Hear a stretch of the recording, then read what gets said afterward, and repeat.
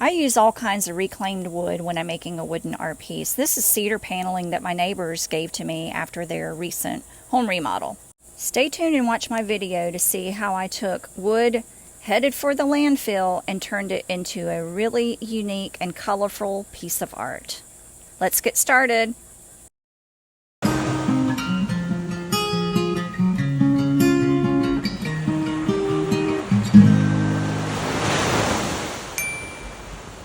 Alright, so this is Mahi Mike, and we are going to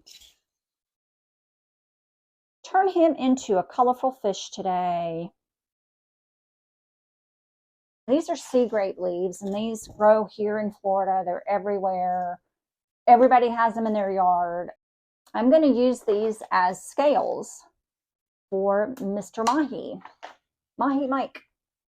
And I'm going to use a hot glue gun. I tried different kinds of glue, and the hot glue gun just really worked out the best. So I'm going to follow this line, his tail. I'm going to attach his tail here, and I'm just going to start with the one. This way. Yeah, and then we're going to layer on top. All right. And I'm not going to use, well, should I use a lot? I don't know. Maybe so. Maybe this works out better. Yeah, I want them nice and flat. Now these leaves are clean. They're not clean. They're not like mother-in-law clean, but they're clean.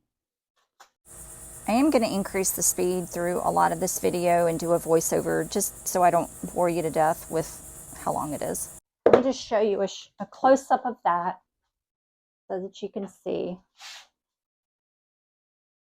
Oops, you see it? You see my messy desk? But you see how they're like layered on top of another, just like scales would be on a fish going that way. Okay. This whole process took about 30 minutes, gluing down the leaves in an overlapping pattern. I did avoid the bottom fin and the top fin because I have other plans for those, but it was a really easy process. The leaves are dry, but they're not as brittle as you would think. So I had to get a little creative in some areas because I was running out of leaves and some of the leaves just would not fit, but it worked out.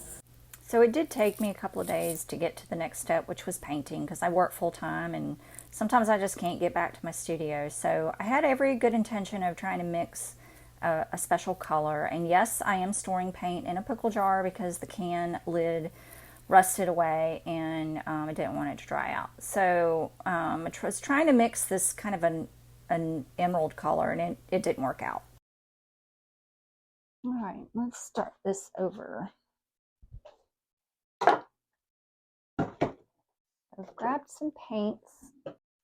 So I'm going to paint this yellow and then the green up there. So on to plan B. I am taking standard acrylic paints that you would buy at Hobby Lobby or Michael's in yellow and green, mixing with a little bit of Floetrol and then a little bit of water to get a nice thin consistency. And I'm painting the bottom of the fish with yellow and the top of the fish with green, and then blending the edges of those two colors together a little bit. I am painting my edges, and then I am using the blue that I mixed just to add a little bit of highlight. I'm painting his top fin and his bottom fin, and then also the edges of the fish with the blue, just to give us a good base. I love texture. I love different layers. And I'm taking a stick now, a popsicle stick now, and using that instead of a paintbrush just to add a little bit of highlight. Let it dry. Look at that. What in the heck? Look at that. That is so cool. Totally didn't plan it. And it's going to be covered up tomorrow anyway, but how cool is that? I let that first layer dry really well and then mixed up some pretty cobalt blue with Floetrol and water just to make a very thin mixture. and the ratio was about 1-to-1 Floetrol to paint. And what I wanted to do was paint the whole fish blue and then drop alcohol on it to expose the color underneath, except it wasn't working. So I just, I didn't give up. I just had to kind of go with plan C at this point, and using a newspaper to dot away, take away the blue paint on the face of the fish, and that ended up adding some really neat texture. And then I do go ahead and paint the rest of the fish with the blue, and I did try the alcohol again, but it didn't work. I guess maybe I was hoping it would miraculously start working again, but it didn't. So I did use the newspaper again just to soak up the extra paint. So after another day of drying, I'm mixing yet another layer of paint, and I think this is layer 3. So more yellow and more green. And I'm adding the yellow and green back on because those are the colors that I wanted initially. And the only reason I painted the blue over the first layer of yellow and green is because adding the alcohol should have created cells to allow the underlayer to come through, and it just didn't work. So now, this is the color that I wanted. I wanted that pretty aqua and pretty yellow. And the newspaper now I'm using to create the texture and kind of blending the two areas together just to be more natural. And I'm honestly losing track of how many layers I have on this guy, but the more I use the newspaper, the better I liked it. So it was an experiment, but I love it. And sometimes you don't even need a paintbrush. I'm using a popsicle stick now to just add some accent colors to the different areas of the fish to make it more realistic.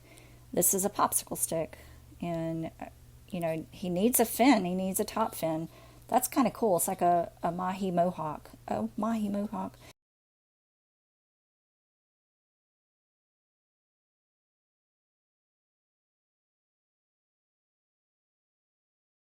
Mahi Mike needs a tail, so this is what I'm using some scrap pieces for.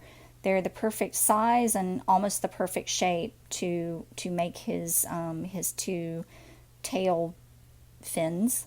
I make my marks with a pen, and then I use my jigsaw to cut out the different pieces.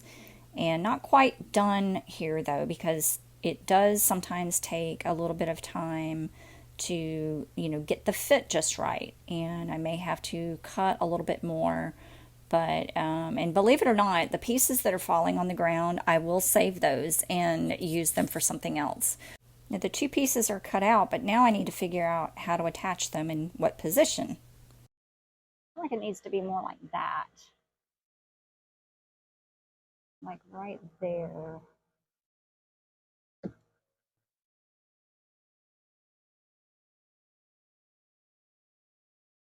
Every wooden fish that I make is different. I don't make any two the same way. And so that's why it takes a little bit of time when I'm putting the pieces together, because I want them to be unique and I want them to fit.